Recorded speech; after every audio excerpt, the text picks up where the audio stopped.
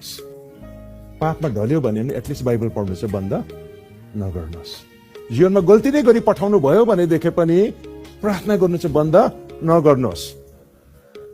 कोसित मन दुखेको छ, पास्टरसितै मन दुखेको होस्, विश्वासीसितै मन दुखेको होस्, तर मन दुख्दै भए पनि बरु अगाडि बस्ने आँट आएर कहाँ आएर बस, पछाडि बस।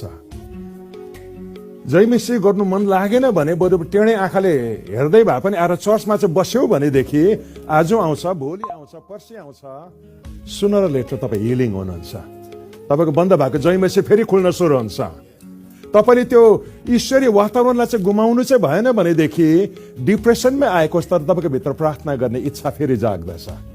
तपाईँको भित्र डिस्करेजमेन्टमै आएको होस् तर बाइबल पढ्ने चाहना फेरि पनि निर्माण हुन्छ। किनभनेदेखि तपाईँले आफैलाई ढलेको अवस्थामा पनि ईश्वरीय वातावरणभित्र राख्ने फैसला गर्नु भएको छ। एउटै कुरो याद राखौँ, तपाईँ र मेरो जीवनलाई नष्ट गर्नु हो भनेदेखि नि शैतानको सबभन्दा पहिलो कोसिस चाहिँ के हो, तपाईँलाई चर्चको वातावरणदेखि अलग गर्नु, प्रार्थना गर्ने वातावरणदेखि अलग गर्नु, पवित्रताको वातावरणदेखि अलग गर्नु, वचन सिक्ने वातावरणदेखि अलग गर्नु। त्यसले गर्दा तपाईँलाई थाहा छ मान्छे मन दुख्ने साथ सबभन्दा पहिला चाहिँ के छोड्छ भन्नुहोस् त, चर्च आउनु छोड्छ।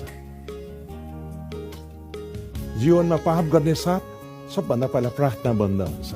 याद छ तपाईँहरूलाई? जीवनमा जो पनि हामी गल्ती गरी पठाउँछौँ बाइबल पढ्ने इच्छा स्वाट्टै हराएर जान्छ।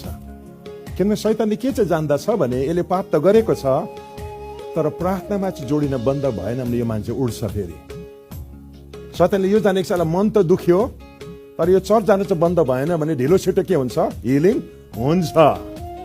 यसो त तपाईँ ढल्यो पछि शैतानको